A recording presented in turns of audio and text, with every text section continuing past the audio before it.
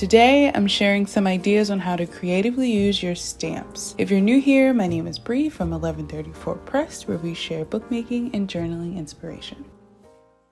The first idea out of the 4 that I will show you is about creating windows with your stamps. If you have any circular or square stamps or stamps with negative space like this floral one I'm using today to make this pocket, try cutting out the negative space and adding transparent paper behind it. I should mention that all of these projects came about after a mini shopping haul, and as I was reorganizing my stamps, I realized that there were many that I hadn't used in a long time or have never even opened. So it's my hope that you can adapt some of these ideas for your own stash and get more out of what you already own. I'm making this pocket from coffee-dyed computer paper pulled from my scrap box and using double-sided tape to close up the sides. I will distress around the envelope a little, but I'm keeping this pocket relatively simple in case I want to use it in a spread later. Spoiler alert, Sunday's Junk Journal With Me video will feature some of the things that we create today, which brings me to another note for junk journaling and scrapbooking beginners. It's okay if you don't use all of your crafting time to make collages in your journal. Sometimes it's great to create pieces that are sparse with decoration so that you can use it later. This is another great way to build up your inventory of ephemera and paper goodies without having to go out and get new materials.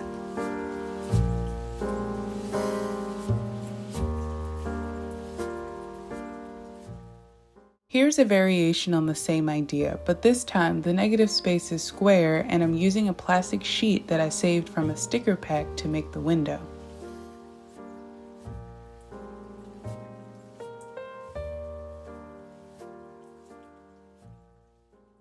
This one is really simple. I may write on the blank space or collage, or I might just cut it up into a tag or whatever I feel like in the moment.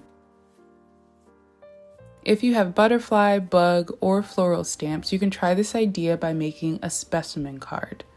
For those of you that have been watching my videos for a while, you know that I will go great lengths to avoid measuring, so I'm using this post-it note as a template on where to cut.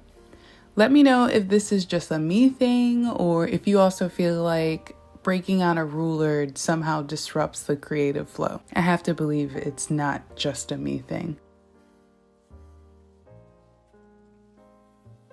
I do end up cutting off that extra flap at the bottom. I thought I could make a flip out situation, but decided that I liked it without.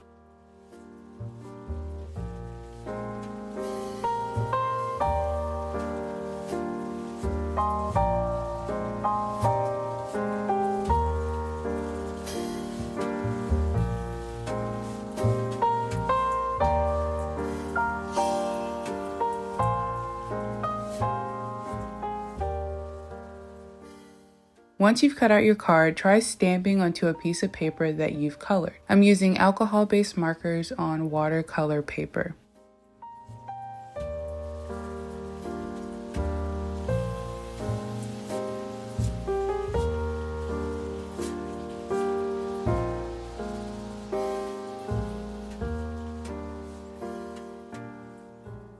Before you seal up your card, make sure to add a piece of vellum or plastic sheet.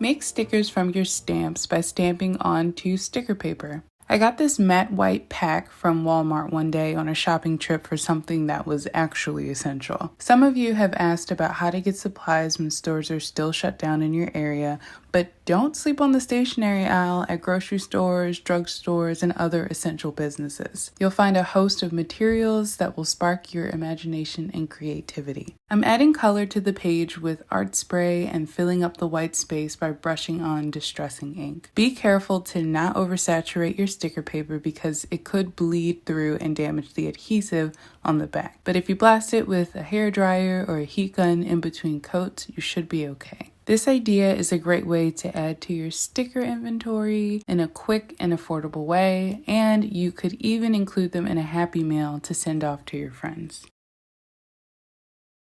I'm calling idea number 4 secret stamping because what we stamp on this T-shaped paper will slide in and out of a pocket as a secret image.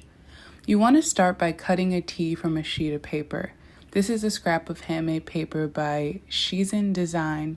I think I pronounced that correct. It's spelled Shizen. And I got it from Artists and Craftsmen. I'll make sure to link their website below.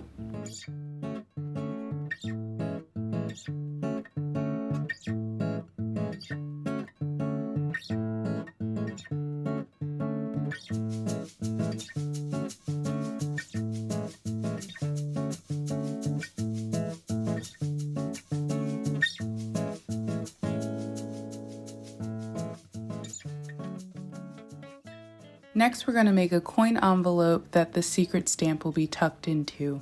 I went with this really simple style of making this envelope, but you can use any kind of envelope that you want for your project.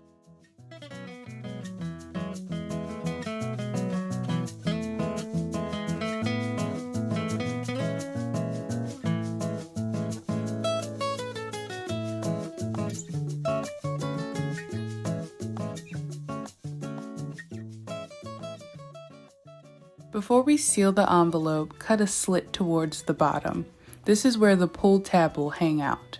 Slide your stamp strip inside and then seal it.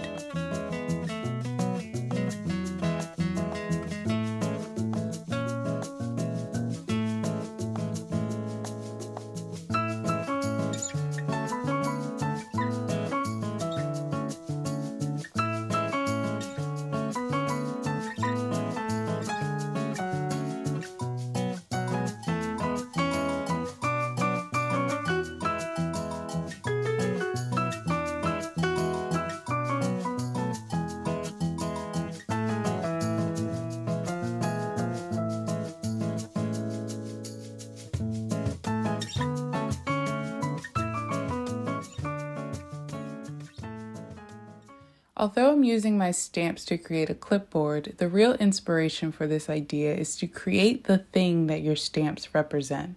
So in this example, I had a stamp of a clip. Why not try to create a clipboard? If you have a stamp of a typewriter, add a piece of paper on the top to mimic the paper coming from the typewriter. Sometimes you don't have to reinvent the wheel to come up with something that's interesting.